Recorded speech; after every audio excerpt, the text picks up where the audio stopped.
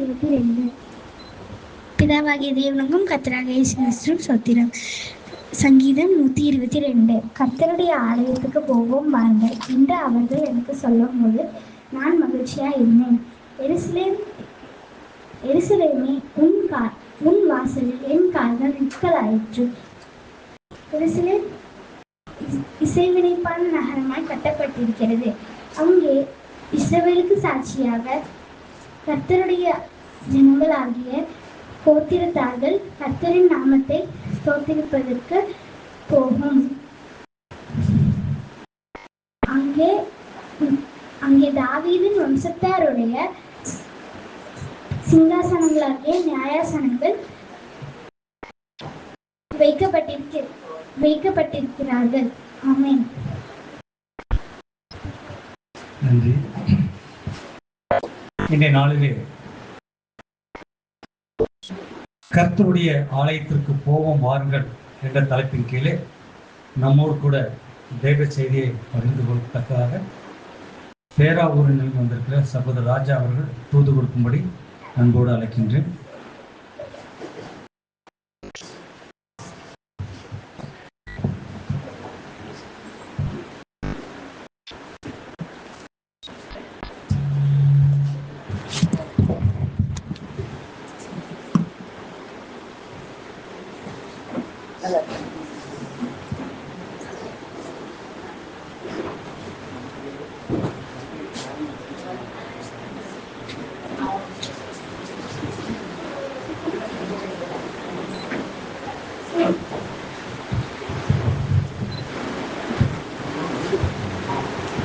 கிறிஸ்துவுக்குள் அன்புக்குரிய சகோதர சகோதரிகளே, இந்த நாள்ல கூட நம்ம 122ஆம் சங்கீதத்தை நாம் தியானிக்க இருக்கிறோம். அதை நம்ம மறுபடியும் கூட நம்ம வாசிக்கலாம். அதற்கு முன்பாக கிறிஸ்துவுக்குள் அன்புக்குரிய சகோதர சகோதரிகளே, இந்த நாளிலும் இந்த ஒரு கூடுகைக்கு வந்திருக்கிற ஒவ்வொரு சகோதர சகோதரிகள் மற்றும் உற்றார் உறவினர் நண்பர்கள் அனைவரையும் கூட கிறிஸ்துவுக்குள்ளான அன்பின் வாழ்த்துதலோடு மறுபடியுமாக வருக வருக என கூட வரவேற்றுக் கொண்டு இப்பொழுது இந்த ஒரு வசனங்களை நாம் வாசிக்கலாம். சங்கீதம் 122 1 முதல். கர்த்தருடைய ஆலயத்திற்கு போவோம் வாருங்கள் என்று எனக்கு அவர்கள் சொன்னபோது மகிழ்ச்சியாயிருந்தேன். எருசலேமே, உன் வாசல்களில் எங்கள் கால்கள் நிற்கலாயிற்று. எருசலேம் இசைவிப்பான நகரமாய் கட்டப்பட்டிருக்கிறது. அங்கே இஸ்ரவேலுக்கு சாட்சியாக கர்த்தருடைய ஜனங்களாகிய கோத்திரங்கள் கர்த்தரின் நாமத்தை ஸ்தோத்திரிப்பதற்கு போகும். அங்கே தாவீதின் வம்சத்தாருடைய சிங்காசனங்களாகிய நியாயாசனங்கள் வைக்கப்பட்டிருக்கிறது. எருசலேமின் சமாதானத்துக்காக வேண்டிக் கொள்ளுங்கள். உன்னை நேசிக்கிறவர்கள் சுகித்திருப்பார்களாக. உன் அலங்கத்திற்குள்ளே சமாதானமும் உன் அரண்மனைக்குள்ளே சுகமும் இருப்பதாக. என் சகோதரர் நிமித்தமும் என் சிநேகிதர் நிமித்தமும் உன்னில் சமாதானம் இருப்பதாக என்பேன். எங்கள் தேவனாகிய கர்த்தரின் ஆலயத்தின் நிமித்தம் உனக்கு நன்மை உண்டாக தேடுவேன். அன்புக்குரிய சகோதர சகோதரிகளே, இந்த சங்கீதத்தை நம்ம சிந்திக்கும் போது தாவீது ஆலயம் கட்டுவதற்கு எல்லா வகையான சூழ்நிலைகளையும் ரெடி பண்ணிட்டார். இன்னும் ஆலயம் கட்டுறதுக்காக எல்லா பொருளாதார ரீதியா அதற்கான கட்டமைப்புகளுக்குரிய எல்லா விஷயத்தையுமே ரெடி பண்ணிட்டு ஆலயம் கட்டலான்னு ஒரு முடிவு எடுக்கும் பொழுது இந்த சங்கீதத்தை அவர் பாடுறார். விசேஷ விதமா அங்க ஆலயமே கட்டப்படல. ஆனா அந்த முதல் வசனத்துல நம்ம பார்க்கும் பொழுது கர்த்தருடைய ஆலயத்திற்கு போவோம் வாருங்கள் என்று எனக்கு அவர்கள் அங்கே ஆலயமே இல்லாம ஆலயத்துக்கு போவோம் வாருங்கள் அப்படிங்கிறத சங்கீதம் தாவீது சொல்றாரு. ஆனா நம்மளுக்கு தெரியும் ஆலயம் கட்டினது யாரு? சாலமோன் தான் நம்ம கட்டினார்னு பார்க்கணும். அதுல அப்படியே தொடர்ந்து பார்த்தோம்னா அதுல ஒரு வசனம் கூட வரும். இதுல நிறைய கேள்விகள் இருக்கு. இந்த சங்கீதம் எந்த காலகட்டத்துக்குரிய ஒரு விஷயம்? அன்னைக்கு வரலாற்று பூர்வமா அவர் பாடின சங்கீதமா இருந்தாலும் இது ஒரு தீர்க்க தரிசன அடையாளத்துக்குரிய காலத்துக்கேற்ற சத்தியத்திற்குள்ளாக நம்ம சிந்திக்க வேண்டியது. விசேஷ விதமா இது ஒரு காலத்தின் அடிப்படையில் பார்த்தீங்கன்னா 1914க்கு அப்புறம் உள்ள சங்கீதத்திற்குரிய ஆழங்களை தீர்க்க தரிசனமா சொல்லப்பட்டிருக்கு. 1914 இவ்வளவு டைரக்டா ஹிட் பண்றீங்களே அப்படின்னு கூட கேட்கலாம். நம்ம வாசிக்கும் போது நம்ம புரிந்து கொள்ளலாம். இதுல கூட ஜெருசலேமின் சமாதானத்துக்காக இப்ப நிறைய பேர் கிறிஸ்தவ மார்க்கத்துல இத என்ன பண்ணுவாங்க, இன்னைக்கு சமாதானம் உண்டாகிறதுக்காக பாஸ்டிங் மற்ற எல்லா காரியமும் பண்ணி அதை என்ன பண்ணுவாங்க, சமாதானத்துக்காக ஜெபம் பண்ணிக்கிட்டு இருப்பாங்க. வருஷம் முச்சூடு கூட ஜெபம் பண்ணுவாங்க. ஆனா வருஷம் முச்சூடு அங்க என்ன நடந்துட்டு இருக்கு, மாமிச இஸ்ரேல் இருக்கு, அங்க யுத்தம் தான். 1948 இருந்து அந்த ராஜ்யம் ஸ்டார்ட் பண்ணப்பட்டதுல இருந்து, அத்திமரம் துளிர் விட்டதுல இருந்து நம்ம பார்க்கிறோம் தொடர்ந்து யுத்தம் தான். இந்த ஜெபம் எல்லாம் கேட்கப்படலையா அப்படிங்கிற ஒரு கேள்வி கூட இந்த சங்கீதத்துல நம்ம பார்க்க முடியும். இவராக பலதரப்பட்ட கேள்விகளுக்கான பதிலை கொடுக்கக்கூடிய ஒரு விஷயம். இப்ப நான் ஒரு சில கேள்விகளை நான் எழுப்பிக்கிறேன். ஏன்னா இந்த பாடத்துக்கு நம்ம தியானிக்க வேண்டிய ஒரு விஷயத்துல இதெல்லாம் ஓரளவு நம்ம புரிந்திருந்தோம்னா இந்த பாடத்துக்குள்ளாக ஆழங்களை நாம் ஆச்சரியமான முறைமையில உள்வாங்க முடியும். அப்படி இருக்கும் பொழுது நம்ம வேதமானவர்கள் மத்தியில அநேக குழப்படியான போதனைகள் இருக்கிறத நம்ம பார்க்கிறோம். விசேஷ விதமா இந்த கர்த்தருடைய பந்தி அனுசரிக்கிற இந்த டயத்துல எல்லாம் பார்க்கும் பொழுது, ஆண்டவர் பஸ்காவை அனுசரிச்சாரா, அதாவது பஸ்கா புசிச்சாரா புசிக்கலையா, இதெல்லாம் ஒரு பெரிய கேள்விக்குரிய ஒரு இதாக நம்ம பார்க்கணும். 14ஆம் தேதி பஸ்காவா 15ஆம் தேதி பஸ்காவா, அப்புறம் ஆண்டவர் 2ஆம் வருகையில வந்துட்டாரா இல்ல வரவே மாட்டாரா, இப்படி கூட இருக்கிறாங்க. வரவே மாட்டாருன்னு ஒரு குரூப் கூட இருக்கிறாங்க. எங்க 2ஆம் வருகை அப்படின்னு வார்த்தை எங்க இருக்கு பைபிள்லன்னு கேட்கிறாங்க. நீங்க பாத்துருக்கீங்களா பைபிள்ல வருகையை பத்தி இருக்கு, 2ஆம் வருகை அப்படின்னு வார்த்தை இருக்காங்க பைபிள்ல. இப்படி எல்லாம் கேள்வி கேட்கிறவங்க இருக்கிறாங்க. 1000 வருட அரசாட்சி ஆரம்பிச்சிருச்சா இல்லையா, இப்படி ஒரு கேள்விகள் இருக்கு. நான் கொஞ்சம் அட்வான்ஸா நான் ஒரு சில கேள்விகளை கேட்க விரும்புறேன். அறுவடை முடிஞ்சிருச்சா, இதுக்கெல்லாம் நம்ம என்ன பதில் சொல்லுவோம்னு தெரியல. ஒருவேளை வால்யூம் ரீபிரிண்ட்ஸ்ல இருந்து நம்ம படிக்கும் பொழுது 2வது 3வது வால்யூம்ல எல்லாம் 1914 அறுவடை முடிந்தது அப்படின்னு கால தீர்க்க தரிசனத்துல தெளிவான முறையில சொல்லப்படுது. எப்படின்னா, இணையான யுகம் யூதர்களுக்கு முடியும் போது 70ல அதுக்கு இணையாக 1914ல முதலாம் உலக யுத்தம், புறஜாதியாரினுடைய காலம், இது எல்லாமே ஒரே நேரத்துல நடக்குது. இந்த புறஜாதியாரின் காலம் முடியும் பொழுது முதலாம் உலக போரும் வருது. ராஜாக்கள் முழுவதும் பூமியிலிருந்து நீக்கப்படுகிறார்கள். அந்த வகையில இந்த உலகத்துக்கு உரிய ஒரு விஷயத்துல உலகத்தின் முடிவை சொல்லும் போது அறுவடை உலகத்தின் முடிவுன்னு சொல்லும் பொழுது 1914 பத்தி அறுவடையின் முடிவு பற்றி வாட்ச் டவரினுடைய போதனைகளின் அடிப்படையில 1916 வரையும் உள்ள போதனைகளை தான் நான் விசேஷ விதமா சொல்றேன். இதுக்கு கூட காரணம் இருக்கு. 1916 வரையும் உள்ள சத்தியங்கள் அப்படிங்கும் போது, தூமாவின் பாரம் அப்படிங்கும் போது, ஏசாயா 21ஆம் அதிகாரத்துல வாட்ச் டவர்ல இருந்து ஜோடி ஜோடியான வசனங்களை சத்தியமாக நம்மளுக்கு கிடைக்கும் அப்படிங்கறத தீர்க்க தரிசனத்தை ஏசாயாக எழுதி வச்சுட்டார். இதெல்லாம் அவ்வளவு ஆழங்களை சொல்லக்கூடிய ஒரு விஷயம். அப்ப இதெல்லாம் நம்ம பின்னாடி பார்க்கலாம். இதுக்காக கேள்விகள் நிறைய இருக்கு. அதுக்கு தேட வேண்டியவர்களா இருக்கிறோங்கிறத பத்தி புரிந்து கொள்ளலாம். இன்னும் விசேஷ விதமா நம்ம இன்னும் கொஞ்சம் அட்வான்ஸா போய் பார்த்தோம்னா, மகா ஓத்திர காலம் அல்லது ஓய்வு நாள், இந்த ஒரு 2 விஷயத்தை நம்ம பார்க்கும்போது, நீங்கள் ஓடி போவது மாறி காலத்திலாவது ஓய்வு நாளிலாவது சம்பவிக்காதபடி எச்சரிக்கையா இருங்கன்னா இருக்கு வசனம். மலைக்கு ஓடி போங்கன்னா இருக்கு. மத்திய 24ல 21வது வசனத்தை நீங்க போய் வீட்டுல உட்காந்து படிங்க. ஒருவேளை மதியானத்துக்கு மேல இதுல எல்லாம் நீங்க கேள்விக்கு பதில் தேடணும்னு நினைச்சீங்கன்னா அதை பத்தி நம்ம ஆராய்ச்சி பண்ணலாம். ஜெபம் பண்ணிக்கங்கன்னு தான் சொல்லியிருக்கு. சரிங்களா? ஓடக்கூடாதுன்னு சொல்லல. அப்ப ஓய்வு நாள் அப்படின்னா சத்தியத்தின்படி இந்த 7வது 1000 வருட அரசாட்சிக்குரிய நாள் தான் ஓய்வு நாள். அப்ப ஓய்வு நாள்ல ஓடலாமா அப்படின்னு கேட்டா என்ன சொல்றது? 1000 வருட அரசாட்சியில் ஓடலாமா அப்படின்னு ஒரு கேள்வி கேட்டோம்னா என்ன சொல்லலாம்? இந்த வசனத்தின்படி ஓய்வு நாளிலாவது மாறி காலத்திலாவது, மாறி காலம்னா மகாவோத்தர காலம். மகாவோத்தர காலத்தை பத்தி காலக்கணக்கின் அடிப்படையில பாத்தீங்கன்னா 1914 இருந்து முதல் உலகப் போர், 2ஆம் உலகப் போர், 3ஆம் உலகப் போரை நோக்கி நாம் வாழ்ந்து கொண்டிருக்கிறோம்.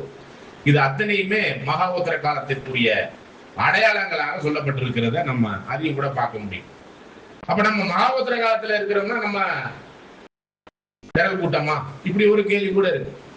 அறுவடை 1914 முடிஞ்சிருச்சுன்னா இப்ப நம்ம எதுக்கு இங்க கூடி வந்திருக்கிறோம், இப்படிப்பட்ட ஒரு கேள்வி கூட இருக்கு. லேமன்லாம் இன்னும் அட்வான்ஸா போறாங்க. என்னன்னா சபையும் முடிஞ்சிருச்சு, திரள் கூட்டமும் முடிஞ்சிருச்சு அப்படிங்கிற அளவுக்கு அவங்களுடைய போதனைகள்லாம் இருக்குது.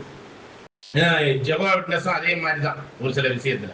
இப்ப நம்ம அறுவடை முடிஞ்சிருச்சுன்னா நம்ம எதுக்கு இங்க கூடி வர்றோம், இப்படிப்பட்ட ஒரு கேள்விகள்லாம் இருக்கு. இதுல இன்னும் பார்க்க பார்த்தீங்கன்னா 1916க்கு அப்புறம் வந்திருக்கிற அநேக போதனைகள் உண்மையான சத்தியத்திற்கு புறம்பாக சொல்லப்படுகிறத இந்த இவ்வளவு நேரமும் நான் வரையறுத்து ஒரு லிஸ்ட் போட்டு சொன்னேன். இப்போ உதாரணமா பிதாவாகிய தேவனுக்கு 1,44,000 பேர் இன்னார் என்று தனித்துவமா தெரியாதுங்கிறது ஃபாரின் சப்ஜெக்ட்.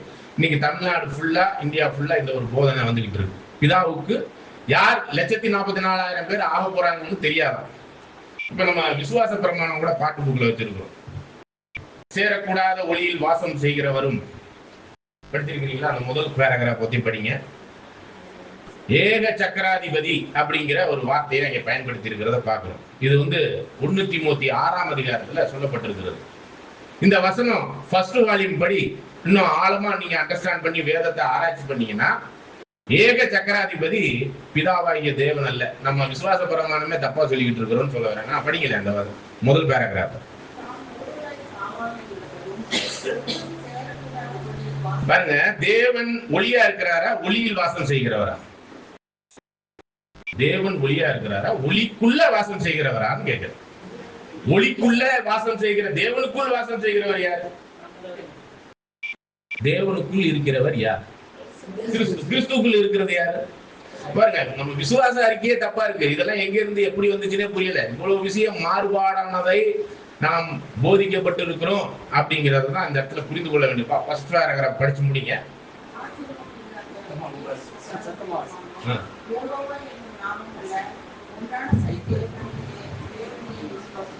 இப்ப இதுல ஏக சக்கராதிபதினு வருது பாத்தீங்களா?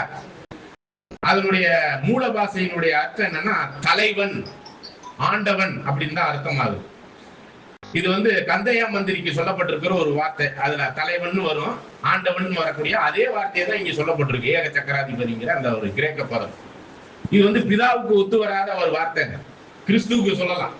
இப்படியாக நம்மளுக்கு புரிஞ்சதெல்லாம், நம்மளுக்கு தெரிஞ்ச மாதிரி எல்லாம் கரெக்டா நடக்கிறதா விசுவாசித்து கொண்டு இருக்கிறோம். அப்படிங்கும் போதுதான் இதை நம்ம எக்ஸாக்டா 1916 வரையும் உள்ள சத்தியம், அதன் அடிப்படையில ஒரு சில விஷயத்த இந்த 122ஆம் சங்கீதத்துல பார்க்க போறோம். அதற்கு முன்பாக ஒரு சில இன்னும் கொஞ்சம் அட்வான்ஸா ஒரு சில விஷயத்த புரிந்திருந்தோம்னா தான் இந்த பாடத்துக்குள்ள நம்ம போக முடியும். ஒரு 3 ஓமைகளை ஒரு சில பேருக்கு நம்ம பாடமா எடுத்திருந்திருப்போம். அதை ஒரு 10 நிமிஷம் புரிந்து கொள்வதற்காக நம்ம அதை அண்டர்ஸ்டாண்ட் பண்ணிக்கலாம். அதாவது 10 கன்னியர் ஓமை, கல்யாண விருந்தில் கல்யாண வஸ்திரத்தின் ஓமை, மத்தேயு 22ஆம் அதிகாரத்தின் ஓமை. மூன்றாவதாக கல்யாண விருந்து ஓமை. இது ஒரு தொடர் பேரபிள்னா ஓமை. அதாவது 10 கன்னியர் ஓமைக்கு அப்புறம் எதை நம்ம காலக்கணக்கின் அடிப்படையில் பார்க்கணும்னா கல்யாண வஸ்திர ஓமை. 10 கன்னியர் ஓமை 25ஆம் அதிகாரத்துல வரும் மத்தேயுல. 22ஆம் அதிகாரத்துல கல்யாண வஸ்திர ஓமை வரும். லூக்கா 14ஆம் அதிகாரம் 7ஆம் வசனத்திலிருந்து 14ஆம் வசனம் வரையும் இந்த கல்யாண விருந்துக்கான ஓமை வரும். இதை ஷார்ட்டா நம்ம புரிந்து கொள்ளலாம். இப்ப இந்த 10 கன்னியர் ஓமையில 10 பேர், இதுல ஒரு கேள்வியை நான் எழுப்பிக்கிறேன். ஏன் அந்த 10 பேர், ஏன் 12 இல்ல 7 இல்ல? ஒரு கரெக்டான ஒரு விஷயத்தை தேவன் நம்மளுக்கு சொல்லி கொடுப்பார்.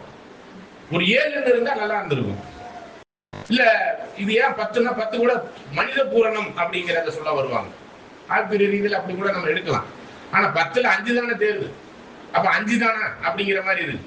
இதெல்லாம் எப்படி புரிந்து கொள்வதுங்கிறது ஒரு விஷயத்தை மைண்ட்லயும் வச்சுக்குவோம். இதுக்கான தேர்தலையும் இந்த பாடத்துல நம்ம முயற்சி பண்ணலாம். அப்ப இந்த 10 கன்னியர் ஓமையில இதோ மணவாளன்ங்கிறப்ப அதற்கு முன்பாக இந்த 10 கன்னியருமே மணவாளன் வர தாமதிக்கும் பொழுது தூங்கி விட்டார்கள். இது வில்லியம் மில்லருடைய காலக்கணக்குக்கு உரிய ஒரு விஷயத்துல முழு கிறிஸ்தவ மண்டலமே பின்வாங்கி போன அல்லது வேதத்தை உரிய ஒரு விஷயத்துல சத்தியத்தை தேடுதல்ல ரொம்ப பின்வாங்கி போயிட்டாங்க அப்படிங்கிற ஒரு காலகட்டத்தை சொல்றதுதான் 1926ல இருந்து 46 இந்த வருடங்களுக்குள்ளாக நடந்த மிக முக்கியமான சம்பவம். வில்லியம் மில்லருடைய மூவ்மெண்ட், அட்வான்டிஸ்ட் மூவ்மெண்ட். ஆண்டவர் 2ஆம் வருகையில வருவாங்க, போய் கடற்கரையில் நிற்கிறாங்க, வரல. எல்லாம் சொத்து சுகத்தெல்லாம் வித்துட்டு வந்து கடற்கரையில் நினைக்க வீட்டுக்கும் போக முடியல. எல்லாத்தையும் இறந்தவர்களாய் அநேகர் சூசைட் பண்ணிக்கிட்டு செத்தாங்க. அப்ப இப்படிப்பட்ட நிகழ்வுக்கான காரியத்தை இந்த 10 கன்னியர் உவமையில தான் நம்ம பார்க்க முடியும். அவர் வர தாமதித்த போது அனைவரும் 10 கன்னியர் தூங்கி விட்டார்கள். அப்படிங்கும் போதுதான் இதோ மணவாளன் அப்படிங்கும் போது ஆண்டவர் 2ஆம் வருகையில் வந்து விட்டார் அப்படிங்கிற ஒரு விஷயத்தை சொல்லும் போதுதான் விளக்குல எண்ணெயோடும் பாத்திரத்துல எண்ணெயோடும் புத்தி உள்ளவர்கள் இருக்கிறாங்க. விளக்குல எண்ணெய் இருக்குது, பாத்திரத்துல எண்ணெய் இல்லாம புத்தி இல்லாத கன்னியர். இந்த புத்தி இல்லாத கன்னியரை சொல்லும் போது திரள் கூட்டமாக அனுமானிக்கப்படுகிறது. புத்தி உள்ளவர்களை சொல்லும் போது இந்த 5 பேர் சபைக்குரிய ஒரு வாய்ப்புரியவர்களாக சொல்லப்படுவது. அவர்கள் சபைங்கிறத எக்ஸாக்டா சொல்ல முடியாது. ஏன்னா அந்த மத்தேயு 25ஆம் அதிகாரத்துல 10-11 வசனத்துல மணவாளன் வந்தவுடனே அவர்கள் கல்யாண வீட்டுக்குள்ளதான் போவாங்க ஒழிஞ்சு மணவாட்டி என்ற வார்த்தை அவர்களுக்கு சொல்லப்படவில்லை.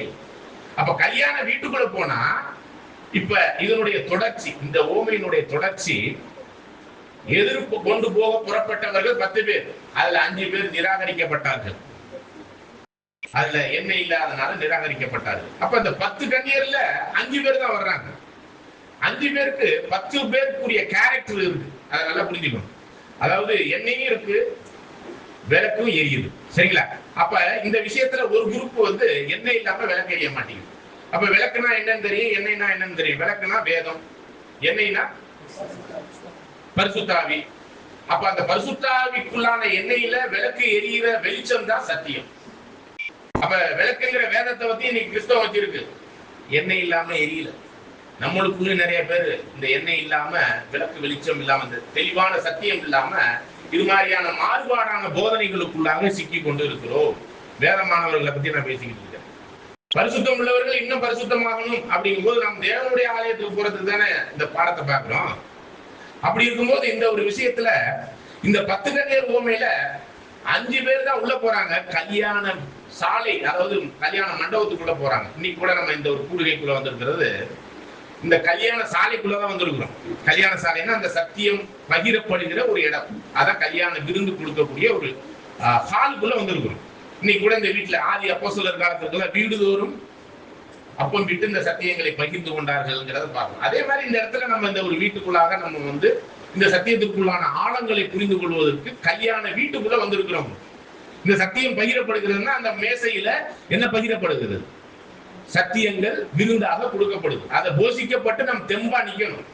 இப்ப கல்யாண விருந்துக்குள்ள போன அந்த புத்தி உள்ள 5 கன்னியர்ல கல்யாண விருந்துக்குள்ள வந்த அவர்களில் ஒருவருக்கு என்னல்ல, புத்தியுள்ள கன்னியர்களுக்கு, கன்னியரில் உள்ள அந்த குரூப்ல ஒருத்தருக்கு தான் சொல்றேன். சரிங்களா? ட்ரெஸ் இல்லை. இதுதான் மத்தேயு 22ஆம் அதிகாரத்துல ராஜா தன்னுடைய மகனுக்காக கல்யாணம் பண்ணி வைக்கும் போது கூப்பிடுறாரு. வர வேண்டியவங்க வரல, யூதர்களும் இஸ்ரேலரும். இன்னைக்கு கூட முழு கிறிஸ்தவ மார்க்கமும் வரமாட்டேங்குது. அப்ப நம்ம வந்திருக்கிற நாம அந்த நீதியின் வஸ்திரம் ரட்சிப்பின் சால்வைய உடுத்தி கொண்டுதான் உள்ளே வர முடியும். ஞானஸ்தானம் எடுத்தா அந்த நீதியின் வஸ்திரத்துக்குரிய ரட்சிப்பின் சால்வையை நம்ம போற்றி கொண்டிருக்கிறோம். அது உள்ள வந்தா ஞானஸ்தானத்துக்குள்ள உள்ள வந்தவங்க அந்த ட்ரெஸ்ஸே கட்டி வச்சிருக்கிறாங்க. உன்னத பாட்டு 5ஆம் அதிகாரத்துல பாக்குறோம், அவங்க ட்ரெஸ்ஸை கட்டி வச்சுட்டாங்க. சரிங்களா? மணவாளன் வந்து கதவை தட்டும் போது இவங்க ட்ரெஸ்ஸை கட்டி வச்சுட்டு தாமதிக்கிறாங்க. அவர் வேற இடத்துக்கு போயிட்டார், இன்னொருத்தவங்க வீட்டுக்கு போயிட்டார். அவங்கள ஏற்றுக்கொண்டார். இப்படிதான் நம்ம உன்னதப்பட்ட 5ஆம் அதிகாரத்துல பாக்குறோம். அப்ப அந்த ட்ரெஸ் இல்லாதவங்களை பார்த்து அந்த ராஜா என்ன சொல்றாருன்னா, நீ எப்படிப்பா நீ உள்ள வந்தேன்னே கேட்கிறாரு. உன்னை யார் அனுமதிச்சது? ட்ரெஸ்ஸோட தான் உள்ள வர முடியும். ஞானஸ்தான உடன்படிக்கையினும் கிறிஸ்துவை தரித்து கொண்டுதான் உள்ள இருக்கே நம்ம வர முடியும் கல்யாண விருந்துக்குள்ள. இன்னும் கல்யாணம் ஆகலைங்க. அப்ப கல்யாண விருந்துக்குள்ள வந்த நம்ம ட்ரெஸ் இல்லாம இருந்தோம்னா வெளியே போதான். அங்கே அழுகையும் பற்கடிப்புக்குரிய மகாவோசர காலத்தின் திரள் கூட்டத்துக்குரிய ஒரு வாய்ப்பாக தான் ட்ரெஸ் இல்லாதவர்கள் நிலைமை வெளியே போறாங்க. இப்ப கல்யாண விருந்துக்குள்ள வந்து பார்க்கும்போது ட்ரெஸ் இல்லாதவங்க வெளியே போறாங்க. ஆல்ரெடி 5 பேர் புத்தி இல்லாதவங்க வெளியே நிற்கிறாங்க என்ன இல்லாம. இப்ப லூக்கா 14ஆம் அதிகாரத்துல 7ஆம் வசனத்துல இருந்து 14ஆம் வசனம் வரையும் பார்க்கும்போது ஆண்டவரே ஒரு கல்யாண விருந்துக்கு கூப்பிடப்பட்டு போயிருக்கிறார். அங்கே ஒரு ஓமையை பேசுறார். பேசும்பொழுது நீங்க முதன்மையான இருக்கைகளை விரும்பாதீங்க, தாழ்மையான இருக்கைக்கு போய் உட்காருங்க. ஒருவேளை அந்த கல்யாணத்தை பண்ணக்கூடிய அந்த கல்யாணத்துக்குரியவர் என்ன பண்ணுவாராம், நீ வாப்பா முன்னாடி மேல இருக்கை, ஹை பிளேஸ் அப்படின்னு சொல்லப்படுது, அந்த உயர்ந்த இருக்கைக்கு வாப்பா அப்படின்னு சொல்லி கூப்பிடுவாங்க. இந்த ஓமையில 3 பிளேஸ் இருக்கு. முதல் இருக்கைன்னா சபையை நடத்தக்கூடிய மூப்பர்கள், போதகர்கள், இது மாதிரி ஆதிக்கம் செய்யக்கூடிய இவர்கள் தான் முதன்மை இருக்கை விரும்பிகள். இவங்க சபையை ஆண்டு கொண்டு இவர்களும் சபையாகிறதில்ல, பரிசேயர் சரிசேயர் மாதிரி மற்றவர்களையும் சபையாக்க விடுறதில்லை. இது ஆண்டவர் அப்பயே சொல்லிட்டார் மத்தேயுல. அப்ப இவர்கள் முதன்மை இருக்கை விரும்பிகளா இருக்கும்போது தாழ்மையா இருங்க, தாழ்மையான இருக்கையில போய் உட்காருங்க, அப்பொழுது உங்களை எங்க கொண்டாடுறேங்கிறாருன்னா ஹை பிளேஸ், உயர்ந்த இருக்கைக்கு கொண்டாடுறேங்கிறார். அப்ப இப்ப கல்யாண விருந்துக்குள்ள வந்திருக்கிற நம்மளதான் முதன்மை இருக்கைகளா விரும்பிகளா இருக்கக்கூடாது, அவர்கள் எல்லாம் தாழ்மையான இருக்கைக்கு போங்கன்னு சொல்றாரு. இந்த முதன்மை இருக்கை விரும்பிகள் எல்லாம் தாழ்மையான இருக்கைக்கு போங்க, இந்த தாழ்மையான இருக்கையில் உட்கார்ந்து இருக்கிறவர்களை உயர்ந்த இருக்கைக்கு வாங்கன்னு சொல்றாரு. கல்யாண சாலை, அதாவது திருமண மண்டபத்துல அந்த விஐபி செட்னு உட்கார்ந்து இருப்பாங்க, அவங்கதான் முதன்மை இருக்கை விரும்பிகள். தாழ்மை இருக்கை விரும்பிகள் இருக்கிறதே தெரியாது, அட்ரஸே இல்லாதவங்க, அவங்கள எங்க கொண்டாந்து உட்கார வைக்கிறாருன்னா ஒரு சீட்டு காலியா இருக்குங்க மேடையில். ஒண்ணு மணவாளன், இன்னொன்னு யாரு தெரியுங்களா, மணவாட்டி இருக்கதான் ஹை பிளேஸ், உயர்ந்த இருக்கை. தன்னை தாழ்த்துகிறவன் உயர்த்தப்படுறான்ங்கிற மணவாட்டி இருக்கையில 10 கன்னியர் உவமையில உள்ள இருக்க வந்தவங்க அத்தனை பேரும் சபை இல்லைங்க, அதுல ட்ரெஸ் இல்லாதவங்க வெளியே போறாங்க. இது எங்க இருந்து எடுத்துலாம் கேட்காதீங்க, ஃபர்ஸ்ட் வால்யூம்ல தான் இது எல்லாமே இருக்கு. நம்ம வேதமானவர்கள்ங்கிறோம், வாட்ச் டவர்னுடைய உண்மைகளை புரிந்து கொள்றதோ படிக்கிறதோ இல்லை. ஏன்னா நம்மளுக்கு ஒரு குரு இருப்பார், நம்மளுக்கு சத்தியம் சொல்லி கொடுத்தவர், அவர் சொன்னதுதான் கடவுள் வார்த்தை. நம்மளுக்கு சத்தியங்கிறதுலாம் சுய வேத ஆராய்ச்சி எல்லாம் பண்றதே இல்லை. நம்மளுக்குள்ளாக நம்மள தேவனுடைய ஆவியோடு தொடர்பு படுத்தக்கூடிய ஒரு விஷயம் எளிதா நம்ம போய் சேர்றது. இவ்வாறாக கல்யாண சாலையில நாம் முதன்மையான இருக்கை விரும்பிகளா தாழ்மையான இருக்கை விரும்பிகளா, தேவன் உயர்த்த போற உயர்ந்த இருக்கைக்கு நாம் உயர்த்தப்பட போறோமா அப்படிங்கிற ஒரு கேள்விக்கான ஒரு பதில பார்க்கும் போதுதான் இப்ப திரும்ப வந்துடலாம் 10 கன்னியர் உவமைக்கு. இந்த 10 கன்னியர் உவமையில 10 பேர் ஏன் அப்படிங்கிற ஒரு கேள்வியோடு இந்த பாடத்தை ஆரம்பிக்கலாம். இந்த 10 பேர் அப்படிங்கும் போது 7 பேர் இருக்கலாம், ஏன்னா 7 காலம் 7 சபை அப்படின்லாம் நம்ம நிதானிக்கிறோம். ஏன் 10 பேர்? சரி, இந்த கன்னி அப்படின்னாலே என்ன அப்படின்னு பார்க்கும்போது ஒரு குழு வசனம் கொடுக்குறேன். வெளிப்படுத்தல் 14ஆம் அதிகாரத்துல 3 மற்றும் 4 வசனத்துல படிக்கும் போது இந்த கன்னியர்களை பத்தி சொல்லப்பட்டிருக்கு. இந்த கன்னி அப்படிங்கிறவங்களை பத்தி சொல்லப்பட்டிருக்கு. படிக்கலாம் பாருங்க. வெளிப்படுத்துதல் 14ஆம் அதிகாரம் 3ஆம் வசனம். அவர்கள் சிங்காசனத்திற்கு முன்பாகவும் 4 ஜீவன்களுக்கு முன்பாகவும் மூப்பர்களுக்கு முன்பாகவும் புதுப்பாட்டை பாடினார்கள். அந்த பாட்டு பூமியிலிருந்து மீட்டுக் கொள்ளப்பட்ட 144,000 பேரை அல்லாமல் வேறொருவரும் கற்றுக்கொள்ள கூடாது என்றது. ஸ்திரீகளால் தங்களை கரைப்படுத்தாதவர்கள் இவர்களே. ஸ்திரீகள் அப்படின்னா இன்னைக்கு உலக கிறிஸ்தவர்கள்ல பைபிள் ஸ்டூடெண்ட் மத்தியில இருக்கிற பொய் போதனையினால் கரைப்படாது உண்மையான சத்தியத்திற்கு ஒப்பு கொடுத்தவர்கள் இவர்களே, இதுதான் அர்த்தம். தொடர்ந்து வாசிங்க. கற்புள்ளவர்கள் இவர்களே. இந்த கற்பை பத்தி தான் நம்ம பேசிக்கலாம். புத்தியுள்ள கன்னியர்கள் அப்படிங்கும்போது கற்புள்ள கன்னியர்கள் யார், எத்தனை பேர் அப்படின்னாக்க வசனம் என்ன சொல்லுது? 144,000 பேர் தான் கற்புள்ள கன்னியர்கள். அந்த வசனத்தை முடிங்க. கற்புள்ளவர்கள் இவர்களே, ஆட்டுக்குட்டியானவர் எங்கே போனாலும் அவரை பின்பற்றுகிற இவர்களே. இவர்கள் மனுஷரிலிருந்து தேவனுக்கும் ஆட்டுக்குட்டியானவருக்கும் முதற்பலனாக மீட்டுக் கொள்ளப்பட்டவர்கள். அப்ப கற்புள்ளவர்கள் அப்படிங்கும் போது 144,000 பேரை சொல்லப்பட்டிருக்கு. ஆனா 10 கன்னியர் உவமையில ஒரு 10 பேரை சொல்லிட்டு 5 பேர் வெளியே இருக்கிறாங்க, 5 பேர் உள்ளறிக்க போயிருக்கிறாங்க. இது எப்படி நம்ம புரிந்து கொள்வது? இதுதான் ரொம்ப முக்கியமா இந்த இடத்துல பாடத்துல நம்ம அண்டர்ஸ்டாண்ட் பண்ணி கண்டுபிடிக்க வேண்டியது. சரிங்களா? இன்னொரு வசனம் 2 கொரிந்தியர் 11ஆம் அதிகாரத்துல 1-2-3 வசனத்தையும் வாசிங்க. 2 கொரிந்தியர் 11ஆம் அதிகாரம் 1-2-3 1ஆம் வசனம். என் புத்தியினத்தை நீங்கள் சற்றே சகித்தால் நலமாய் இருக்கும். என்னை சகித்தும் இருக்கிறீர்களே. நான் உங்களை கற்புள்ள கன்னிகையாக கிறிஸ்து என்னும் ஒரே புருஷனுக்கு ஒப்பு கொடுத்த நியமித்தபடியால். பாருங்க, கிறிஸ்து என்னும் ஒரே புருஷனுக்கு என்னவாக? கற்புள்ள கன்னியர். சரிங்களா? இந்த பாயிண்ட் எடுத்துக்கங்க. கன்னியர், ஆனா கற்புள்ள கன்னியர். சரிங்களா? யாருக்கு? கிறிஸ்து என்னும் ஒரே புருஷனுக்கு. அவங்க எத்தனை பேராக சொல்லப்பட்டிருக்கு? 1,44,000 பேர். ஆனா 10 கன்னியர்ல ஏன் 10 பேரை மட்டும் பார்க்கிறோம் அப்படிங்கும் பொழுது, திரும்ப கொஞ்சம் டீப்பா போய் பார்க்கும்போது இந்த 1,44,000 பேரை பத்தி வெளிப்படுத்தின விசேஷம் 7ஆம் அதிகாரத்துல 4, 5, 6, 7, 8 வசனங்களை பார்க்கும்போது 12 கோத்திரங்களுக்கு, ஒவ்வொரு கோத்திரத்துக்கும் 12,000 பேராக, அதுல தானுங்கிற கோத்திரத்தை, அதாவது யாக்கோப்புக்கு பிறந்த பிள்ளைகளில் தானுங்கிற கோத்திரத்தை எடுத்துட்டு யோசேப்பின் மகனாகிய மனாசவே உள்ளரிக்க கொண்டாடப்பட்டு ஒரு கோத்திர அட்டவணை அங்க இருக்குது. அதுல எப்ராஹிம் என்ற கோத்திர அட்டவணையும் இல்ல, தானுங்கிற கோத்திர அட்டவணையும் அதுல இல்ல. அப்படிங்கும்போது இந்த 12 கோத்திரங்கள் தான் 1,44,000 பேராக பிரிக்கப்பட்டிருக்கிறாங்க. இந்த 12 கோத்திரத்தின் கேரக்டர், இந்த முழு கேரக்டரும் இல்லைன்னா, இந்த முழு கேரக்டர்ல கிறிஸ்து என்னும் ஒரே புருஷனுக்கு நியமிக்கப்பட்டிருக்கிற கற்பு உள்ள கன்னியராக இருக்கு. அப்படிங்கும்போது கன்னியர், இதுலயும் கற்புள்ள கன்னியர்னா முழுவதுமே அந்த ஒவ்வொரு கோத்திர பேர்களுக்கான கேரக்டர் டெவலப்மெண்ட் இல்லைன்னா நாம் சபை இல்லை. அப்ப வெளிப்படுத்தல் 7ஆம் அதிகாரத்துல 12 கற்புள்ள கேரக்டர் கன்னியைகளாக கிறிஸ்து என்னும் ஒரு புருஷனுக்கு நியமிக்கப்பட்டிருக்கிறோம். அந்த 12 கேரக்டரும் இல்லைன்னா நாம் சபை இல்லை. ஆனா 10 கன்னியர் உவமையில 10 தான் இருக்குது. ஆனா வெளிப்படுத்தல் 7ஆம் அதிகாரத்துல 12 கேரக்டர் இருக்கு. சரிங்களா? இப்ப நம்ம இதை இன்னும் கொஞ்சம் அட்வான்ஸா போய் புரிந்து கொள்ள முயற்சி பண்ணலாம். அப்ப ஆக்சுவலா தேவனுக்கான 12 கற்புள்ள கன்னியர்களுக்குரிய கேரக்டர் இருந்தாதான் நாம் பிளாக் அண்ட் 44, அதுல எந்த சந்தேகமும் இல்லை. ஆனா புத்தியுள்ள கன்னியர் உவமையில எதிர்கொண்டு போக புறப்படுறதுக்கு 10 கேரக்டர் போகும். இப்படிதான் இதை புரிந்து கொள்ளும். நல்லா கவனிங்க. 12 கேரக்டர் வேண்டாம், எதிர்கொண்டு போக புறப்பட்டு கல்யாண வீட்டுக்குள்ள போறதுக்கு இன்னும் சொல்ல போனா 5 கேரக்டர் போதும். ஆனா 10 பேர் எதிர்கொண்டு போக ரெடி ஆகுறாங்க. இன்னைக்கு முழு உலக கிறிஸ்தவ மார்க்கமும் 2ஆம் வருகையை எதிர்பார்த்து ஏங்கி கொண்டிருக்கு.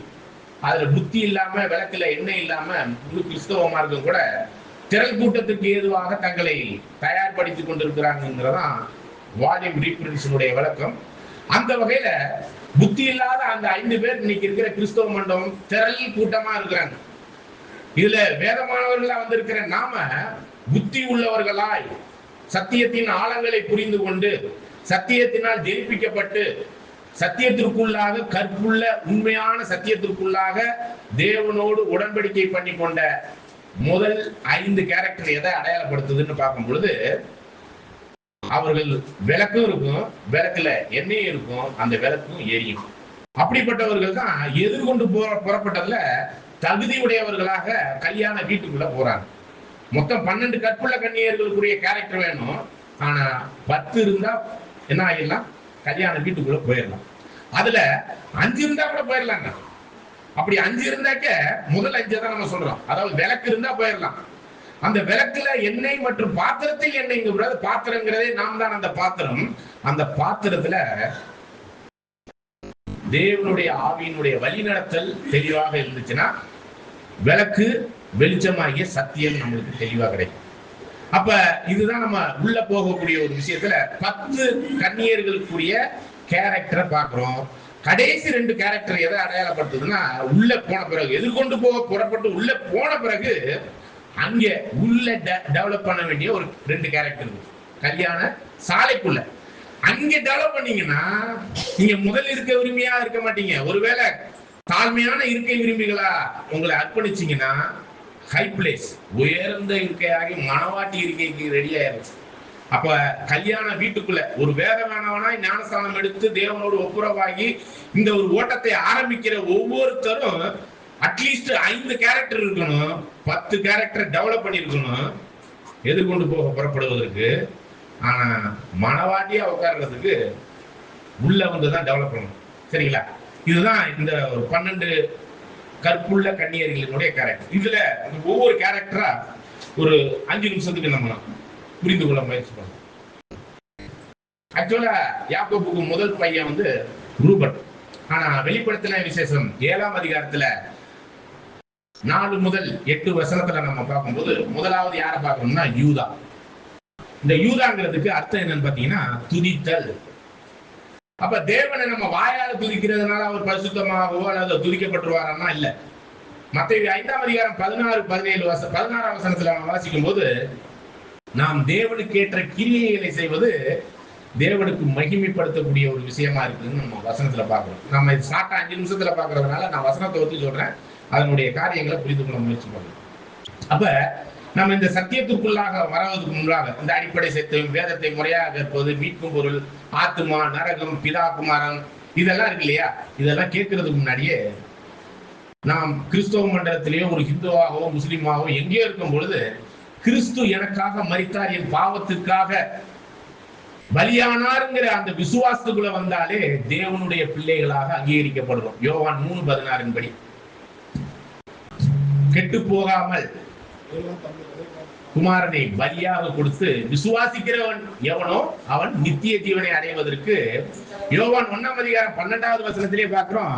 அவரை விசுவாசித்தாலே தேவனுடைய பிள்ளைகளாவதற்கான அதிகாரத்தை கொடுத்துறாரு. நாம் அறிந்தோ அறியாமலோ, புரிந்தோ புரியாமலோ, மீட்கும் பொருளுடைய சத்தியம் தெரிந்தோ தெரியாமலோ கிறிஸ்துவ எனக்காக மரித்தார்னு விசுவாசிக்க ஆரம்பிச்சிட்டோம் இல்லையா? அப்பயே நம்ம தேவனை துதிக்க ஆரம்பிச்சிட்டோம். தேவனே, நான் இந்த படுகொலியான பாவத்தில் இருக்கிறேன், கிறிஸ்துவை நீங்க எனக்கு என்ன பண்ணி இருக்கிறீங்க, ரட்சகரா அனுப்புனீங்கிறத விசுவாசிக்கும் போது, இது அதான் சொல்றேன், அதுல நம்ம ரொம்ப ஆழங்களின் அடிப்படையை தெரியாம இருக்கும் போதே யூதாவினுடைய கேரக்டர் நம்மளுக்கு அப்பயே வந்துருச்சு. அதுக்கப்புறம் தான் 2வது கேரக்டர் வெளிப்படுத்தின விஷயத்துல ரூபனை பார்ப்போம். ரூபன் அப்படின்னாலே என்னன்னா பார்த்தல். இப்படி நம்ம கிறிஸ்துவுக்குள்ளாக விசுவாசத்துல ரட்சிப்பு கிடைக்கும்னு வரும்பொழுதுதான் வேத வாக்கியத்தை ஆராய்ச்சி பண்ணி பாருங்கன்னு இந்த அடிப்படை பாடங்களுக்குரிய வேத ஆராய்ச்சிக்கான சத்தியங்கள் நம்மளுக்கு கிடைச்சிடும். சரிங்களா? ரூபன்னால என்னங்க? பார்த்தல், வேத வாக்கியங்களை ஆராய்ந்து பாருங்கள் அப்படிங்கிற ஒரு விஷயம். இதை நம்ம தொடர்ந்து ஆராய்ச்சி பண்ணி தொடர்ந்து அநேக பாடங்களை கேட்டுக்கிட்டே வந்திருப்போம். அநேகமா இன்னும் அதை வந்து ஒரு பாடத்துல இருந்திருக்காது, தொடர்ந்து அநேக பாடங்களை கேட்டுக்கிட்டே இருந்திருப்போம். அதுல பாக்கிய உள்ளவர்களா இருந்திருப்போம். அதுதான் 3வது கேரக்டர் காத்துனாலே ஏராளமான சத்தியம் கிடைச்சிருக்கும் நம்மளுக்கு. இதுக்கெல்லாம் நம்ம ஒப்பு கொடுத்து வந்திருப்போம், கேட்டோம், அதாவது பார்த்தோம், பார்த்ததை ஏராளமா பார்த்து கேட்க ஆரம்பிச்சிட்டோம். சரிங்களா?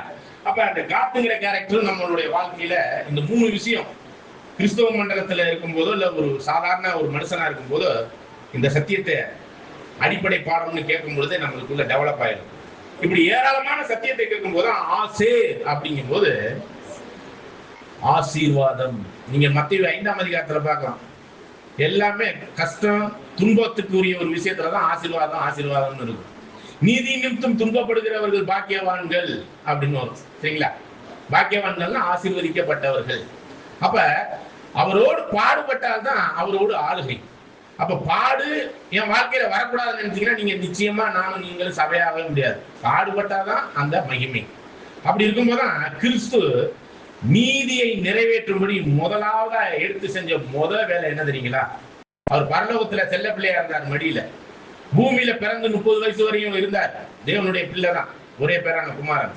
ஆனா அவர் பிதா யெகோவா தேவன் தன்னுடைய குமாரனை எப்ப என் நேசகுமாரன் சொன்னார் தெரியுங்களா? ஞானஸ்தானத்துல. அதுக்கு முன்னாடி அவர் என்ன பண்ணாருன்னா யோவான் ஸ்நானன்ட்ட நீதியை நிறைவேற்றும்படி எனக்கு மத்தேயு 3:18 பார்க்கணும், எனக்கு அனுமதி கொடுங்கிறார். சரிங்களா? அப்ப இந்த நீதியை நிறைவேற்றுதல் அப்படிங்கிற ஒரு விஷயத்துலதான் நாம் கூட இந்த 4வது கேரக்டரா இருக்கிற ஆசேருங்கிறதுல கிறிஸ்துவோடு கூட ஞானஸ்தான உடன்படிக்கை நீதியை நிறைவேற்றி பாடுகளுக்கு ரெடி ஆயிட்டோம். தன்னைத்தான் வெறுத்து சிலுவையை சுமந்து கொண்டு இந்த லெவலுக்குள்ள வரும்போதுதான் நம்மளுக்குள்ளாக ஒரு டெவலப்மெண்ட் இருந்திருக்கு. கல்யாண வீட்டுக்குள்ள போறதுக்கான ஒரு தகுதி 10 கன்னியர் உண்மையின்படி. அதை தொடர்ந்து 5வது ஒரு கேரக்டர் பார்க்கிறோம், நெப்தாலி அப்படிங்கிறது போராட்டம். இந்த சத்தியத்துக்குள்ளான ஞானஸ்தான உடன்படிக்கை எடுத்துட்டீங்கன்னாலே நம்ம வாழ்க்கை ஃபுல்லாவே என்னதான் மாமிசம், ரத்தம், விழுந்து போன தூதர்கள், சாத்தான் எல்லாம் நம்மளுக்கு சபை ஆகக்கூடாதுன்னு திட்டம் போட்டு நம்மளை சுத்தி நிற்பாங்க. வெளியில சுத்தி இருக்கிறது கொடுங்க, இந்த மாமிசம் இருக்குல்ல அறவே சபை ஆகக்கூடாது. பெருமை, மேட்டுமை, நான் என்ற கர்வம், இதுதான் இந்த போராட்டம். இந்த போராட்டத்துல ஜெயிக்கிறவர்கள், அதெல்லாம் அப்போஸ்தலர் பவுல் சொல்றார், நல்ல போராட்டத்தை, ஓட்டத்தை, விசுவாசத்தை. இது 3 நடக்காத வரைக்கும் நம்ம சபை இல்லை. இப்ப போராட்டங்கிறது நிறைய பேர் நம்ம வாழ்க்கையில இப்ப கேட்டோம்னு வச்சுங்களேன், நான் கை தூக்க சொல்லல, நீங்க சபையாயிருவீங்களா அப்படின்னு கேட்டோம்னா என்ன சொல்லுவோம்? முயற்சி பண்றதுன்னு தான் சொல்லுவோம். அப்பனா போராட்டத்துக்கு ரெடி ஆயிட்டமா இல்லையாங்கிறதே தெரியல. சரிங்களா? அப்ப இந்த போராட்டத்தினுடைய விளைவு தான் 6வது ஒரு கேரக்டர் பார்க்கணும், மனாசே. ஆக்சுவலா தான தூக்கி போட்டு தான் அந்த மனாசே உள்ளே வராது. இந்த தானுடைய கேரக்டரை பத்தி பார்க்கும் பொழுது ஆதியாகமம் 49ஆம் அதிகாரத்துல 17, 18 இந்த வசனங்கள்ல நம்ம வாசிக்கும் போது, தான் குதிரையின் மேல் ஏறி இருக்கிறவர்களை மல்லாந்து கீழே விழுவதற்கு வழியிலே கிடக்கிற பாம்பு மாதிரி இருப்பான், எதிராளி மாதிரி இருப்பான். அப்ப இந்த தான்கிற கோத்திரம் என்ன அர்த்தம்னா ஜட்ஜ்மெண்ட். இந்த சபை சத்தியத்துக்குள்ள ஞானஸ்தானத்துக்குள்ள சபைக்குள்ள வந்த பிறகு சத்தியம்லாம் நல்லா இருக்குங்க, சபையில ஒருத்தர் கூட அப்படிங்கிற ஒரு எண்ணம்லாம் வருது பாத்தீங்களா?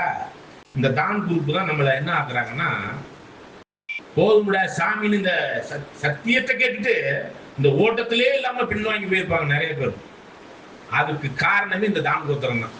ஏன்னா குதிரை என்பது, குதிரை, கழுதை, ஒட்டகம் என்பது ஏசாயா 21 படி 5ஆம், 6வது, 7வது, 8வது வசனத்தின்படி சத்தியம், ஆழமான சத்தியங்கள். இந்த ஆழமான சத்தியத்தின் மேல் ஏறி உட்கார்ந்து வர்றவங்களை மல்லாந்து விழுவ வைக்கிறது யாரு? என்ன வெளியில இருக்கிற சிஎஸ்ஏ பாஸ்டரும் ஃபாதருமா இல்ல போப்பா? யாரு? இந்த சத்தியத்துக்குள்ள வந்த பிறகு சத்தியத்துல நடக்காதபடி நம்மளை கீழே தள்ளுறவங்க யார் தெரியுங்களா? இந்த இதே நம்மளுடைய சகோதரர்கள், சகோதரிகள் தான். நீ சபையாயிருவியா? எங்களை கேட்கிறாங்க எங்க ஊர்ல. நீ எப்படி சபையாகலன்னு பாக்குற? ஞானஸ்தானம் எடுத்த சகோதர சகோதரிகள் தான் கேட்கிறேன். ஏன்னா அவங்களால ஓட முடியல. ஆனா இதனுடைய விஷயம் எப்படி சொல்றாங்க? நம்மளை மல்லாண்டு விழுவும்படிக்கு வழி நடத்துகிறவர்களும், மூப்பர்களும், போதகர்களும், ஆளுகைக்காரர்களும், இது மாதிரி பின்வாங்கி போகிறவர்கள் எல்லாம் என்னவா இருக்கிறாங்கன்னா தான் கோத்திரமா இருந்து மனாசே அப்படிங்கிறதுனால என்னன்னா, இவைகள் எல்லாம் கடந்து நாம் முற்றிலும் மறந்து போராட்டத்துக்குள் ஜெயிச்சு தொடர்ந்து ஓடுவதற்குரிய கேரக்டர் தான் மனாசே. சரிங்களா? அதாவது உலகம் மற்ற எல்லா காரியத்தையும் தன்னைத்தான் வெறுத்து சிலுவை சுமந்து கொண்டு அப்படிங்கும் போது, இந்த சிலுவை சுமந்துட்டு வரும்போதுதான் சபைக்குள்ள ஏகப்பட்ட போராட்டங்கள். நீங்க சபையே ஆகக்கூடாதுங்கிறதுக்கு திட்டவட்டமா நிற்பாங்க. வெளியில் உள்ள ஆளுகள் எல்லாம் சொல்லல, நான் சொல்ற நம்முடைய சத்தியத்தில் உள்ள சகோதர சகோதரிகள். ஆனா எப்ராயிமை பத்தி இந்த கோத்திர அட்டவணையிலே வராது. இந்த எப்ராயிம்ங்கிறது அறவேற்காதுன்னு அர்த்தம், திறன் கூட்டம். பாதி வந்து பாதி வேகாதது, திருப்பி போடாத அப்பமா. அப்படின்னா என்ன அர்த்தம் அப்படின்னு பாத்தீங்கன்னா, இந்த திறன் கூட்டத்துக்கு விளக்கு எரிய அது ஒழுங்க அறகுற சத்தியத்தை கேட்டுட்டு இவங்களுக்கு எல்லாம் தெரிஞ்ச மாதிரி நினைச்சுக்கிட்டு இருக்கிறது. அதனால இவங்க உள்ளரிக்கே வர போறதுல வந்தவங்களும் அஸ்திரத்தை காட்சி வச்சுட்டு வெளியே போற குரூப் தான் இவங்க கல்யாண சாலையில். சரிங்களா? அப்ப இப்படிப்பட்ட ஒரு சூழ்நிலையில தான் 6வது 7வது கேரக்டர் பாக்குறோம், சிமியோன். சிமியோன்னா விண்ணப்பம். இப்பதாங்க இந்த போராட்டத்தினுடைய தொடர்ச்சியாக தேவனிடத்துல விண்ணப்பம் பண்ணி கேட்கணும். லூக்கா 11ஆம் அதிகாரத்துல 11, 12, 13 வசனத்துல சத்தியத்தினாவிய தேவன் நேரடியாகவே, நம்மளுக்கு யாருக்குமே போதகர்லாம் தேவையே இல்லை. இந்த சூழ்நிலையில தேவனே அவருடைய ஆவியினால் வழி நடத்துவார்கள். நம்ம வேதத்தை நேரடியா ஆராய்ச்சி பண்ணி அதற்குரிய சத்தியங்களுக்குள்ளாக உட்படுத்தப்பட்டோம்னா சத்தியத்தின் தெளிந்த புத்தி உள்ள ஆவிய தேவன் கொடுத்துருவார். நான் பவுலை சார்ந்தவன், அப்போலை சார்ந்தவன், அந்த அமைப்பை சார்ந்தவன், இந்த அமைப்பு, யாருமே சபையாக போறது இல்லைங்க. இந்த அமைப்பு கிமைப்பு, அவரை சார்ந்தவன், இவரை சார்ந்தவன், பவுலை சார்ந்தவன், ஒருத்த கூட சபையாக முடியாது. நாம் தேவனிடத்திலிருந்து விண்ணப்பம் பண்ணி சத்தியத்தின் ஆவியை நேரடியாக தொடர்புல பெற்றுக்கொள்ளத்தக்க வகையில நாம் ஜெபம் செய்து இந்த விண்ணப்பத்துல சத்தியத்துல தெளிவா இருக்கக்கூடிய ஒரு ஆவிக்குள்ளாக நாம் விண்ணப்பம் பண்ண வேண்டிய ஒரு கேரக்டருக்குள்ள கற்புள்ள கண்ணியராக, இதுதான் நீங்க புரிஞ்சுங்க. இதுல உள்ள ஒவ்வொரு கேரக்டரும் கற்புள்ள கண்ணியராக, ஒரு பிசுறு கூட இல்லாம கிறிஸ்து என்னும் ஒரே புருஷனுக்கு நியமிக்கப்பட்டிருக்கிறோமாங்கிற கேரக்டர் தான் இங்க முக்கியம். சரிங்களா? அடுத்ததாக 8வது பாக்குறோம் லேவி. சரிங்களா? லேவினாலே சேருதல். நம்ம சத்தியத்துக்குள்ள ஞானஸ்தானம் எடுத்து வந்திருப்போம், சபையில உள்ளவங்க எல்லாம் பார்த்துருப்போம்.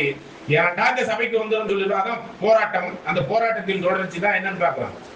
இந்த மாதிரியான விஷயத்துல விண்ணப்பம் பண்ணி வரும் பொழுது இதே சகோதர அன்புல சக சகோதரர்களை எதிரியா இருந்தா கூட அவங்கள அன்பு செய்து அவர்களோடு சேர்ந்து இணங்கி நாம் ஐக்கியப்பட்டு வாழணும். அவர்களை விட்டு பிரிந்தல்ல, அவர்களோடு சேர்ந்து இந்த தலையாகிய கிறிஸ்துவுக்குள் எபேசியர் 4ஆம் அதிகாரத்துல 15, 16, 17 தனித்தனி அங்கங்களாக தலையோடு சேர்ந்து வளர்கிறவர்களாய் ஐக்கியப்பட்டு சகோதர அன்புல இருக்கக்கூடிய சேருதல் அப்படிங்கிற சகோதர அன்புல டெவலப் பண்றதை பத்தி நம்ம பார்க்கலாம். லேவி அடுத்ததாக தொடர்ந்து பார்க்கும்போது 9வது கேரக்டர் இசாக்கார். இசாக்கார்னா பலன் அடித்த. இப்பதாங்க ஆவியின் கனியே வருது. பலன் இவ்வளவு விஷயத்தை டெவலப் பண்ணி 8வது தாண்டிங்கன்னா தான் ஆவியின் கனிகளை கொடுக்க முடியும். ஆவியின் கனிகள் எதுன்னு தெரியுங்களா?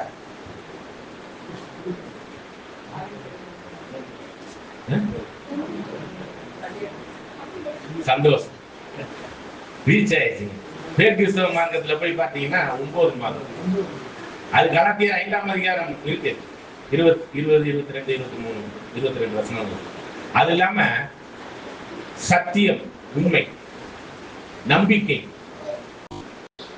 அதுக்கப்புறம் சந்தோஷம் என்ற 3 கனிகள் சரிங்களா? இது நீங்க வேதத்துல தேடி பாருங்க. இந்த ஆவியின் கனிகளை இந்த வேதமானவர்களுக்கு சரியாக என்ன 3 கனி இருக்குது. அப்புறம் எங்க டெவலப் பண்ணி கண்டுபிடிச்சு அப்புறம் எல்லாம் வளரணும் சரிங்களா?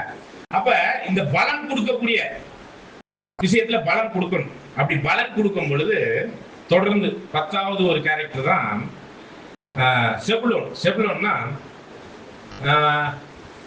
என்ன ஒரு அர்த்தம் கொடுக்கிறார் அப்படின்னு பார்த்தா வாசம் செய்தல். இதுல யோவான் 14ஆம் அதிகாரத்துல 23வது வசனம் நான் நினைக்கிறேன். எப்ப தேவன் கிறிஸ்து நம்ம கிட்ட வந்து வாசம் செய்வார் அப்படின்னு பாத்தீங்கன்னா, நீங்க ஆவியின் கனி கொடுக்காத வரையும் அவர்கள் இருவரும் வந்து வாசம் செய்வதே இல்லை. இவ்வளவு கேரக்டரை நீங்க டெவலப் பண்ணாத வரையும் எதிர்கொண்டு போக புறப்பட்டதுல 10 கன்னியர்ல என்ன அந்த கேரக்டர் டெவலப் பண்ணலாங்க. இது எத்தனாவது கேரக்டர்? 10வது. படிக்கலாம் பாருங்க, படிங்க. 14:23. இயேசு அவனுக்கு பிரதித்திரமாக, ஒருவன் என்னில் அன்பாய் இருந்தால் அவன் என் வசனத்தை கைக்கொள்வான், அவனில் என் பிதா அன்பாய் இருப்பார், நாங்கள் அவனிடத்தில் வந்து அவனோடு வாசம் பண்ணுவோம். எப்ப வந்து வாசம் பண்ணுவாங்க? சத்தியத்தை கேட்ட உடனேயா? அவர் அவருடைய ஆவியை கொடுப்பாருங்க. ஆவியில் நிரப்பப்பட்டு பலப்பட்டு நிக்கக்கூடிய ஒரு விஷயம். 3 ஸ்டேஜ் இருக்குங்க ஆவிக்குள்ளேயே ஒரு காரியத்துல. தேவன் வந்து கிறிஸ்து வந்து நம்ம வாசம் செய்யறது எப்பன்னா, நாம் ஆவியின் வரங்கள் அல்ல, ஆவியின் கனிகளாகிய அவர் சொன்ன வார்த்தைக்கு கீழ்ப்படிந்து கனி கொடுத்தல். இப்படி கொடுக்கும் போதுதான் தேவன் வந்து இந்த 10வது கேரக்டர்ல என்ன பண்றாரு? இது சரியான தேவனுடைய ஆலயமான வீடுங்கிறத உள்ள வந்து வாசம் செய்வார். இப்ப இந்த லெவலுக்கு இந்த 10 கன்னியர்களுடைய கேரக்டரை புத்தி உள்ள என்னதுங்க கற்புள்ள கன்னியரா நம்ம டெவலப் பண்ணியிருந்தோம்னா கல்யாண வீட்டுக்குள்ள வந்தாச்சு. அதுக்கப்புறம் வருதுங்க யோசேப்பு. இந்த ஆவியின் கனிகளை ஒரு கனி அன்பு மட்டும் கொடுத்தா போதுமா? அன்புக்குள்ளதான் அந்த 11 கனி இருக்குதுங்க. விசுவாசம் மட்டும் போதுமா? நம்பிக்கை மட்டும் போதுமா? அதுல ஒன்னொத்தையும் கொடுத்தா போதுமா? அப்படின்னா என்னன்னா ஏராளமாக அதிகமான இன்க்ரீசிங். அதுதான் என்னன்னா யோசேப்பு. கனி கொடுக்கணும், அதிகமாக கனி கொடுக்கணும், அதுதான் யோசேப்பு. சரிங்களா? இதெல்லாம் முடிச்சிட்டீங்கன்னு வச்சுங்களேன். அதாவது 11 வந்துட்டீங்கனாலே கனி கொடுக்க ஆரம்பிச்சிட்டாலே அதுக்கப்புறம் ஏராளமாக தான் கொடுக்கணும். நீங்க யோவான் 15ஆம் அதிகாரத்துல கனி கொடுக்காத கிளையை வெட்டிடுவார். அது திறல் கூட்டமா 2ஆம் மரணமா தெரியாது. ஆனா கனி கொடுக்கிற அந்த கிளைய இன்னும் அதிகமா சுத்தம் பண்ணுவாங்க. எதுக்கு? பாத்தீங்களா? அப்ப யோசேப்பு என்பது ஏராளமான கனி, ஆவியின் கனிகளை கொடுப்பதற்கு நம்மளை கனி கொடுக்க ஆரம்பிச்சா அப்புறம் ஏராளமா கொடுத்துடலாங்க. 10 டெவலப் பண்ணிட்டீங்கன்னா 11, 12 ஈஸிங்க. அதுதான் விஷயம். அதுல நம்மளுக்கு இன்னொரு ஏராளமான கனி கொடுக்கறதுக்கு தாழ்மை அப்படிங்கிற ஒரு விஷயம் வேணும். அது இருந்துச்சுன்னா தேவன் நம்மளை உயர்த்தி உயர்ந்த இடத்துல வச்சிருவார். அதுதான் பெஞ்சமின். அதான் கடைசி.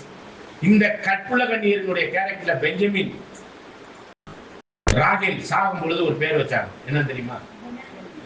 பெனானினா. பெஞ்சமின்னா வலதுகாரத்தின் மகன். வலதுகாரத்தின் பென்னா மகன். சரிங்களா?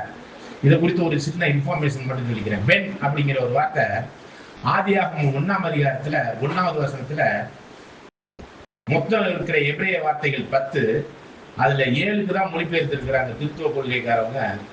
3 வார்த்தையை மொழிபெயர்க்கிறாங்க. அதுல 3 வார்த்தையும் பென் என்ற ஒரு வார்த்தை அதுல இருக்கு. பென் அப்படின்னா என்னங்க? ஆதியிலே தேவன் வானத்தையும் பூமியும் படைத்தார்னு பாக்குறோம்ல, ஆதியிலே தேவனும் மகனும் அப்படின்னு அதை படிக்கணும். நம்மளுக்கு மொழிபெயர்த்தது பிரச்சனையா இருக்கு.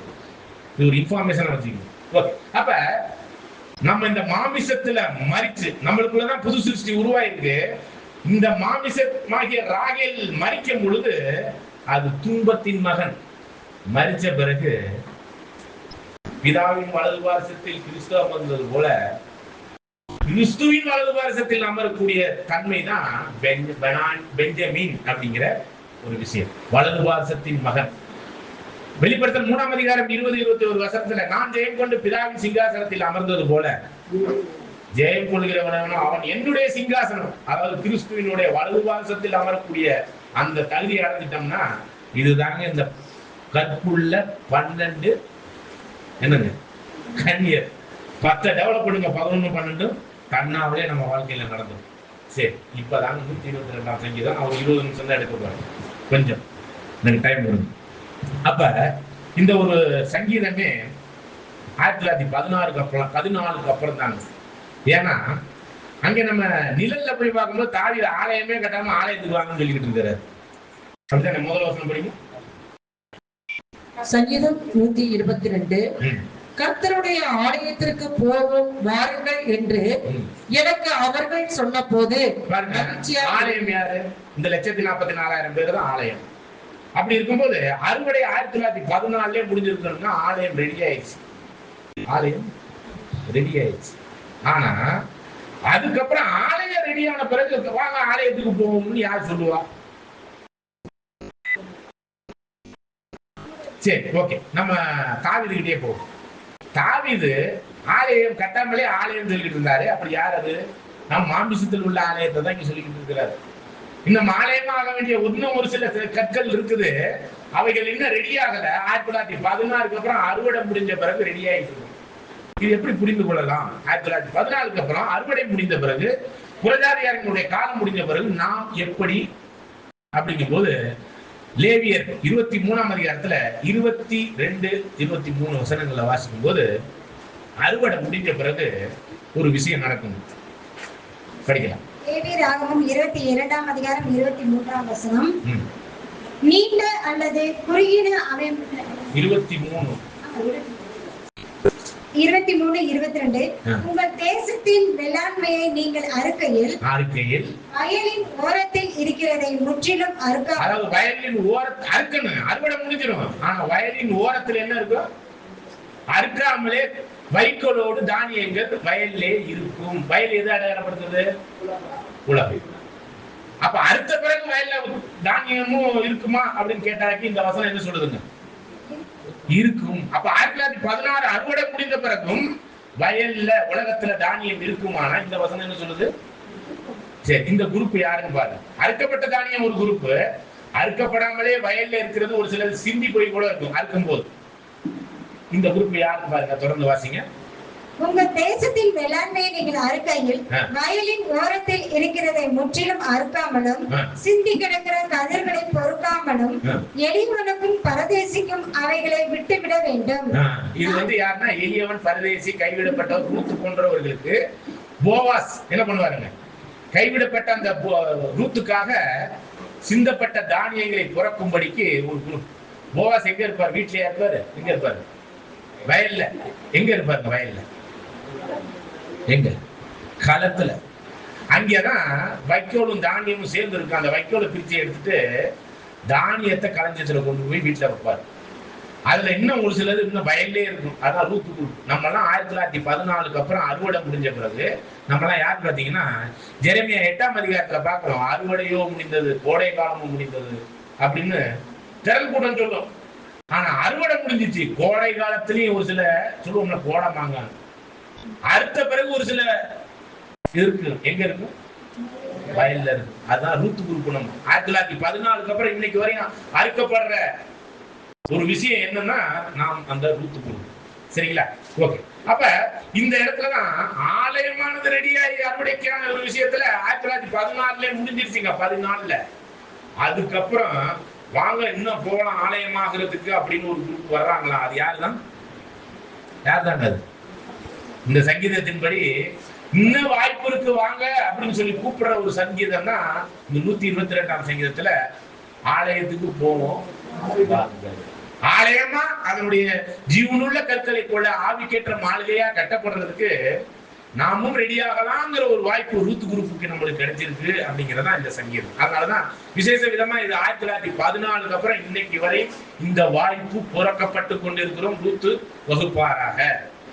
சரிங்களா? இது ரசல் பிரதரே 1914 அப்புறம் எழுதுறாரு 15 புறக்கப்பட்டு கொண்டிருக்கிறோம் எழுதுறாரு. ரூத் குரூப்னு அவர் எழுதல, புறக்கப்பட்டு கொண்டிருக்கிறோம் எழுதுறாரு. ஏன்னா அவரே அறுவடை 1914 முடியும்னா 1914 அவரே சாகுறாரு.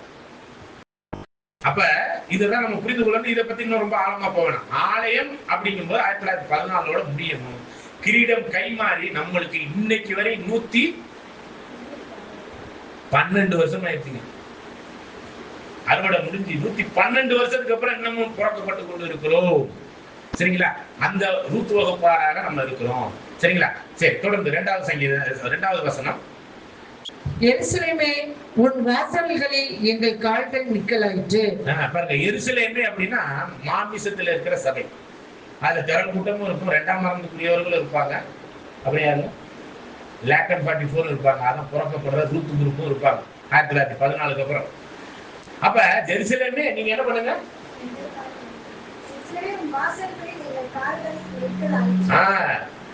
அறுவடை முடிந்த பிறகு நம்ம வந்து நின்று இருக்கிறோமா? மாமிசத்துல சபையா, ராஜரீக ஆசாரிய கூட்டமா? அதான் இங்க சொல்லப்படுறத பாருங்க. தொடர்ந்து வாசிங்க. எருசலேம் இசைவினைப்பான நகரமாய் கட்டப்பட்டு இருக்கிறது. பாருங்க, 1916 அப்புறம் இன்னும் தெளிவான சபையும் கிடைச்சிருக்குங்க. அந்த பழசையே போட்டு உருட்டிக்கிட்டு இருக்காதீங்க, சபையாக முடியாது. உங்களுக்குன்னு ஒரு தலைவனை மாமிசத்துல வச்சிருக்கிறீங்களா குருவா, அவங்களும் போறது இல்ல, நம்மளும் போறது இல்ல. தலையாகிய கிறிஸ்துவை விட்டுவிட்டு போதகர்களையும் வழி நடத்துகிறவர்களையும் பிடிச்சிருக்கிற யாரும் சபையாக முடியாதுங்க. கொலேசியர் 2ஆம் அதிகாரம் 18-19 படிச்சு பாருங்க. ஆகவே நாம் கிறிஸ்துவுக்கு முன்பாக தேவனுக்கு முன்பாக உத்தமனா வந்து நிற்கும் பொழுதுதான் கொலேசியர் 2ஆம் அதிகாரம் 18-19-20.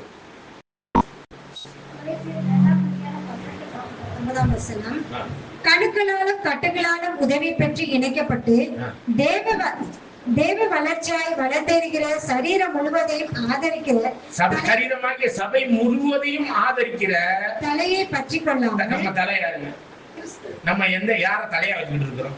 நான் இந்த அமைப்பை சார்ந்தவன் அந்த அமைப்புன்னு சொல்றீங்களே, அப்ப நீங்க தலையை சார்ந்தவனே இல்லைங்க. தலையை பிடிக்காம நீங்க எதையாச்சும் ஒரு நபரை பிடிச்சிக்கிட்டு இருந்தீங்கன்னா சபை வாய்ப்பே இல்லைங்க. தயவு செய்து புரிந்து கொள்ளுங்க. இந்த ஃபாரின் ஃபண்டு, இந்த அந்த அமைப்பு இந்த அமைப்பு, இவரை சார்ந்தவன் பவுல் பரணபாயை சார்ந்தவன், அதெல்லாம் அவங்க எல்லாம் அன்னைக்கே சொல்லிட்டு போயிட்டாங்க. அப்போஸ்தலர் பவுல் வளரவே இல்லை அப்படின்ட்டாரு. 1 கொரிந்தியர் 3ஆம் அதிகாரம் 1 முதல் 4 வசனத்துல நீங்க பால் குடிக்கிற நிலைமையில தான் இருக்கிறீங்கன்ட்டாங்க. எப்ப நம்ம வாலிபர் ஆகிறது, முதிர் வயதுக்குரிய ஆவிக்குரிய வளர்ச்சியில வளர்றது. அப்ப இந்த ஒரு விஷயத்துலதான் படிங்க அந்த ஒரு வசனத்தை. கொலேசியர் கணுக்களாலும் கட்டுகளாலும் உதவி பெற்று இணைக்கப்பட்டு தேவ வளர்ச்சியாய் வளர்ந்தேறுகிற சரீரம் முழுவதையும் ஆதரிக்கிற தலையை பற்றி கொள்ளாமல் மாயமான தாழ்மையிலும். அப்படியே உங்க மாதிரி தாழ்மையான மோடி கூட ரோட ஓடிட்டு கூட்டிட்டு என்ன பண்றாரு, நம்மள ஆண்டுகிட்டு இருக்கிறார். இதெல்லாம் மாய்மான தாழ்மைங்க. புரிஞ்சுக்காம நீங்க யாரையும் இந்த தாழ்மைன்னு வேஷம் போடுறவங்க நான் நம்பிடாதீங்க. சரிங்களா? தொடர்ந்து தேவ தூதர்களுக்கு செய்ய பாருங்க, இந்த தூதன் அந்த தூதன் எல்லாம் இருக்குல்ல. 1916 வரையும் சுத்தி சத்தியத்தின்படி 7 சபை 7 தூதருங்கிற வாலிமொழி ரீபரன்ஸ் எங்கேயுமே இல்லை. பேதுரு, யாக்கோபு, யோவான், பவுல் இவங்க எல்லாத்தையும் சேர்த்து மொத்தமா தான் தூதர் அப்படின்னு சொல்லிட்டு அத்தனை பேரையும் தான் தூதர்னு சொல்லிட்டு வாலிமொழி ரீபரன்ஸ்ல இருக்கு. இதெல்லாம் பொய் போதனையா தான் இருக்குதுங்க. ஒருத்தர் தூதன் இல்லைங்க. அறுவடை உலகத்தின் முழு அறிவிக்கிறவர்கள் தேவ தூதன்னா இருக்கு. இந்த 7ஆம் சபை காலத்துக்கு ஒரு தூதனா தூதர்களா? மத்தேயு 24ஆம் அதிகாரத்தில் 30-31 பாருங்க, 31வது வசனத்தை படிச்சு பாருங்க. ஒரு தூதனா பல தூதர்களா? இல்லன்னா வாலிபரி பிரின்ஸ்ல காமிங்க. நானே மனம் திரும்பி மன்னிப்பு கேட்டு ஆண்டவரே நான் தப்பு பண்ணிட்டேன்னு வர்றேன். இதெல்லாம் ஜெகோவா விட்னஸ் சொன்னதுங்க. 7 சபை 7 தூதர்கள் 1916 இருந்து 1927 வரையும் அவங்க இந்த 7 சபை 7 தூதர்கள் சொன்னாங்க. இப்ப லேமன் சொன்னாங்க. அதை காப்பி அடிச்சு பைபிள் சொல்லிக்கிட்டு இருக்காங்க. நான் உண்மையை உடைக்கிறது இருந்தா சொல்லுங்க, நானும் கேட்டுக்கிறேன். தேவ தூதர் வணக்கம் பண்ணிக்கிட்டு இருக்கிறோம் நம்ம. ரசல் பிரதர் சொன்னதெல்லாம் நீங்க உங்களுக்கு தெரியுமா? என்ன தெரியும்? அவர் சொன்ன தேவ வாக்கா? வசனம் இருந்தா தாங்க ஏத்துக்க முடியாது. அறுவடை முடிஞ்சிச்சு சொன்னாராச்சு நீங்க ஏத்துக்கிறீங்களா? நீங்க இன்னும் சொல்ல போனா 1914 அப்புறம் மகாவோத்திர காலம் ஸ்டார்ட் ஆயிடுச்சுன்னு அருமபோதம் யுத்தம் பாடத்துல வால்யூம்ல சொல்லியிருக்காரு. நம்ம மகாவோத்திர காலத்துல தான் வாழ்ந்துட்டு இருக்கோம்னு வசனம் இருக்குதுங்க, தெரியுமா? நாகும் புத்தகத்துல தெளிவா இருக்கு. மத்தேயு 24ஆம் அதிகாரத்துல 21ஆம் வசனத்துல இருந்து நீங்கள் ஓடி போவது மாறி காலத்துல ஓய்வு நாள் இல்லாத சம்பவிக்காதபடி எச்சரிக்கையார்கள். இதுவரையும் சம்பவிக்காத மிகுந்த ஓத்திர காலம் வரும். தெரிந்து கொள்ளப்பட்டவர்கள் நிமித்தம் இந்த மகா ஓத்திர காலத்தின் காலகட்டம் குறைக்கப்படும் இருக்கு. அப்ப தெரிந்து கொள்ளப்பட்டவங்க யாரு? இந்த ரூத் வகுப்புதாரனாக அழைக்கப்பட்டு தேர்ந்தெடுக்கப்பட்டு அறுவடைக்கு பின், அதாவது 1914க்கு அப்புறம் மகா ஓத்திர காலத்துல ஓடிக்கிட்டு இருக்கிறாங்க. இதை பத்தி பைபிள் ஸ்டூடெண்ட் ஏத்துக்குவாங்களா? வால்யூம் ரீபிரின்ஸ்ல நான் காமிக்கிறேன். ஒண்ணுமே புரியல. நீங்க பாய்மாலமான பொய் போதகத்துல இருந்து இருக்கிறீங்க. திட்டுறத நினைக்காதீங்க, உண்மையா சொல்லிக்கிட்டு இருக்கிறேன். இப்ப வாய்ப்பு இருக்கு நம்ம தலையை பத்தி கொடுக்கு. சரிங்களா? தொடர்ந்து வாசிங்க. இவங்க என்ன பண்ணுவாங்க தெரியுங்களா? இந்த தேவதூதர் வணக்கம் பண்றவங்க படி மாயமான தாழ்மையிலும் தேவதூதர்களுக்கு செய்யும் ஆராதனையிலும் விருப்பமுற்று காணாதவைகளிலே துணிகளாய் இதுவரையும் அவங்களுக்கு பைபிளே இல்லாத காணாத உங்களை துணிவாய் நுழைந்து தன் மாமிச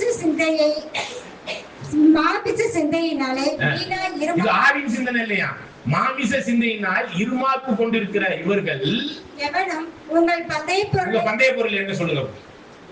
நீங்கள் இழந்து போகும்படி உங்களை வஞ்சியாது இருக்க பாருங்க. இவங்கதான் ஏமாத்துறவங்க. நம்ம லேக்கன் 44 ஆக போற இந்த 12 கற்புள்ள கண்ணியருக்குரிய கேரக்டரை டெவலப் பண்ணாத அளவுக்கு நம்மளை தடை பண்றவங்களே இந்த குரூப் தான். இந்த மாதிரியான பொய் போதனையை கொண்டாந்து வச்சு நம்மளை புளிப்பு 1916 வரையும் சத்தியத்தை வால்யூம் ரீபிரிண்ட்ல தேடி பாருங்க. இது அத்தனையும் கிடைக்கும். நம்மளுக்கு தலையா ஒருத்தரை வச்சிருக்கிறவங்கள கிறிஸ்துவ விட்டுவிட்டு அவரை விட்டுட்டு வாங்க. உண்மையான தேவனுடைய ஆலயத்துக்குரிய இந்த ஜீவனுள்ள கற்களுக்குரிய ஒரு வாய்ப்புல நம்ம தேர்ந்தெடுக்கப்படுறதை உறுதிப்படுத்திக்கிறோம். தொடர்ந்து வாசிக்கலாம். இங்க அப்ப சங்கீதத்துக்கு வந்துடலாம் பாருங்க. அங்க உண்மை உத்தமமா ரூத் வகுப்பாராக நம்ம ஓடிக்கொண்டிருக்கிறோங்கிறத பார்க்கும்பொழுதுதான் தொடர்ந்து வாசிங்க. அங்கே இஸ்ரேலுக்கு சாட்சியாக கர்த்தருடைய ஜனங்களாகிய கோத்திரங்கள் கர்த்தரின் நாமத்தை ஸ்தோத்திரிப்பதற்கு போகும். கோத்திரங்கள் எது? அந்த 12 கோத்திரமாகிய 12 கற்புள்ள கன்னியர்களுக்குரிய கேரக்டர் அது இன்னைக்கு இருக்குது. 1914க்கு அப்புறமும் அறுவடை முடிஞ்ச பிறகும் இன்னைக்கு இருக்குது அந்த 12 கேரக்டர். தொடர்ந்து வாசிங்க. அங்கே தாவீதின் வம்சத்தாருடைய சிங்காசனங்களாகிய நியாயசனங்கள் வைக்கப்பட்டிருக்கிறது. அதாவது லேக்கன் 44 1874ல இருந்து நியாய தீர்ப்பின் நாள் ஸ்டார்ட் ஆகி 1878ல இருந்து உயிர்த்தெழுந்து ஒரு பகுதி நியாய சங்கத்தின் நியாயாதிபதிகளா உட்கார்ந்துட்டாங்க. லேக்கன் 44ல ஒரு குரூப், இன்னொரு குரூப் படிங்க. எருசலேமின் சமாதானத்துக்காக வேண்டிக் கொள்ளுங்கள். பாருங்க, இன்னொரு நியாய சங்கம் இருக்கு. உன்னை நேசிக்கிறவர்கள் சுகித்திருப்பார்களாக. இல்ல அந்த வசனத்தை திரும்ப படிங்க. அங்கே தாவீதின் வம்சத்தாருடைய சிங்காசனங்களாகிய நியாயசனங்கள் வைக்கப்பட்டிருக்கிறது. சிங்காசனங்கள் மற்றும் அங்கம் அப்படிங்கும்போது முற்பிதாக்களும் எந்திரிச்சு வர்றதை பத்தி இங்க சொல்லப்படுது. சரிங்களா? தொடர்ந்து வாசிக்கலாம். உட்கார்ல ஒரு சில பேர்னு அர்த்தம். சரிங்களா? படிங்க. எருசலேமின் சமாதானத்துக்காக வேண்டிக் கொள்ளுங்கள். இப்ப எருசலேம் சட்டை போட்டுக்கிட்டு இருக்கு, அதுக்காக ஜெபம் பண்ணணும். நாம் தேவனோடு ஒப்புரவா இருக்கிறோம்ல, 5ஆம் வாரியம் படிங்க. அந்த ஒப்புரவாகலினுடைய ஊழியத்தை உலக ஜனங்களை தேவனோடு ஒப்புரவாக இருக்கக்கூடிய அந்த சமாதான ஊழியத்தை நம்ம செய்யணுமா? இந்த உலகத்துல சமாதானம் சொல்றதெல்லாம் வேஸ்ட் தான். சொல்லிட்டு இருக்காங்களா ஈவேணும், அதெல்லாம் ஒண்ணுமே ஆக போறது இல்லை. நாம் தான் தேவனுடைய பிரதிநிதிகளாய் சமாதான பிரபுக்களுக்கு உரிய நம்ம தலைப்பிறப்போட சேர்ந்து நம்ம சமாதானத்தை செய்ய வேண்டியவர்களா இருக்கிறோம். தொடர்ந்து உன்னை நேசிக்கிறவர்கள் சுகித்திருப்பார்களாக. அதுல சுகபோகமா உண்மையான இந்த சத்தியத்துக்குள்ள இருக்கிறவங்க சுகபோகமா இந்த சத்தியத்துல இருப்பாங்க. இது வந்து சங்கீதம் 66ல 9 முதல் 11 12 வசனத்திலேயே வாசிக்கிறோம். படிக்க வேணாம், நோட் பண்ணிக்கணும். தொடர்ந்து உன் அலங்கத்திற்குள்ளே சமாதானமும் உன் அரண்மனைக்குள்ளே சுகமும் இருப்பதாக. என் சகோதரன் நிமித்தமும் என் சிநேகிதன் நிமித்தமும், என் சகோதரன் லேக்கன் 44 நிமித்தமும் என் சிநேகிதன் முற்பிதாக்கள் நிமித்தமும் உன்னின் சமாதானம் இருப்பதாக என்பேன். அப்ப உண்மையான தெய்வீக சமாதானம் சபைக்கு மற்றும் திரள் கூட்டம் உலக ஜனங்கள் எல்லாரோட முற்பிதாக்களோடு தேவன் செய்யக்கூடிய அந்த சமாதானத்தின் ஊழியக்காரர்களாக நாம் நியமிக்கப்பட்டிருக்கிறோங்கிறதா இந்த இடத்துல வாசனங்கள் பார்க்கிறோம். தொடர்ந்து எங்கள் தேவனாகிய கர்த்தரின் ஆலயத்தின் நிமித்தம் உனக்கு நன்மை உண்டாக தேடுவேன். ஆக இந்த நன்மை ரூத் வகுப்பாரால் நம்மளுக்கு கிடைக்கப்பட்டிருக்கிறதா இந்த சங்கீதத்துல ஆசீர்வதிக்கப்பட்ட ஒரு விஷயமாக உணர்ந்து கொள்கிறோம். உணர்வு உள்ளவர்கள், காது உள்ளவர்கள் தேவன் தாமே கிருபையோடு ஆசீர்வதித்து நம்மை வழி நடத்துவாராக.